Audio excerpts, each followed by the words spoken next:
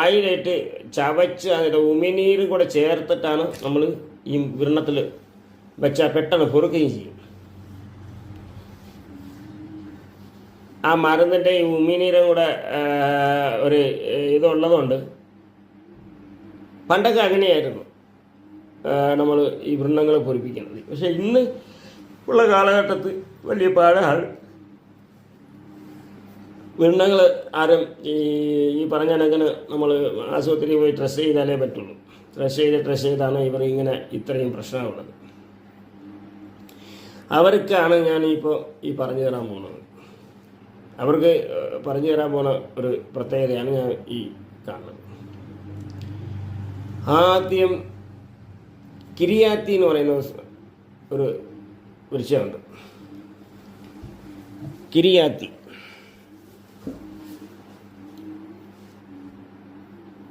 മനസ്സിലായല്ലോ. കിരിയാത്തി എന്ന് പറഞ്ഞാൽ അതിൻ്റെ ആ വൃക്ഷത്തിൻ്റെ പേര്. അത് ചെടിയുടെ ചെടി കണക്ക് ഉണ്ടാവും.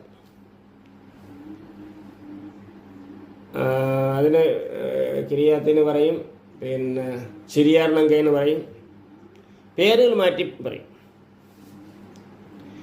ചിരിയാർണങ്ക എന്ന് പറയും, പിന്നെ കിരിയാത്തിന് പറയും. കിരിയാത്താണ് നമ്മളിവിടെ ഉള്ള ഭാഷയിൽ നമ്മൾ പറയുന്നത്. കിരിയാത്തെന്ന് പറയും. കിരിയാത്തി എന്ന് പറയുന്നത് നമുക്ക് എല്ലാവർക്കും അറിയത്തക്കതാണ്. നിങ്ങൾ വെളിയിലാണെങ്കിൽ അവിടെ പിന്നെ ഞാൻ പച്ചലയില എടുത്ത് കാണിച്ചു തരാൻ എന്നെ കൊണ്ട് കഴിയാത്തതെന്ന് വെച്ചാൽ അത് ഇവിടെ നമ്മൾ ഞാൻ ഈ വൈദ്യശാലയിലാണ് നിൽക്കുന്നത്. ഈ വൈദ്യശാലയിൽ ഇരിക്കുന്നത് കൊണ്ട് ഈ പച്ചലയിലൊന്നും ഇവിടെ അടുത്തുള്ളതല്ല. ഞാൻ ഈ പറഞ്ഞ കണക്കിന് വൈകുന്നേരമൊക്കെയാണ് ഈ വീഡിയോ ചെയ്യുന്നത്. നമുക്ക് സമയം കിട്ടുമ്പോഴാണ്. അപ്പോൾ അല്ലാതെ നമ്മൾ ഒത്തിരി തിരക്കുള്ള ആളുകളാണ്. അപ്പോൾ ഈ സമയത്ത് നമുക്ക് ഈ പച്ചലയെ അന്വേഷിച്ച് പോകാൻ നമുക്ക് സമയം കിട്ടില്ല, കാണൂല. നമ്മൾ നിൽക്കുന്ന സ്ഥലത്ത് പച്ചലയിലില്ല.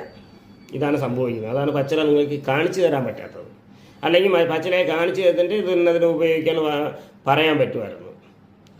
അത് ഈ പറഞ്ഞാൽ നമ്മൾ പിന്നെ പിന്നെ സമയമുള്ള സമയമാണെങ്കിൽ നമുക്ക് കൃത്യമായിട്ട് നമ്മൾ ഇത് കണക്ക് ചെയ്യാറുണ്ട്. പക്ഷേ ഇപ്പം നമ്മൾ വയറ്റുപടപ്പിന് ഒരു ജോലി ചെയ്യേണ്ടതല്ലേ. അത് നമ്മൾ ചെയ്തിട്ടാണ് ഞാൻ എൻ്റെ എല്ലാ ജോലിയിലും കർത്തവ്യങ്ങൾ ചെയ്ത്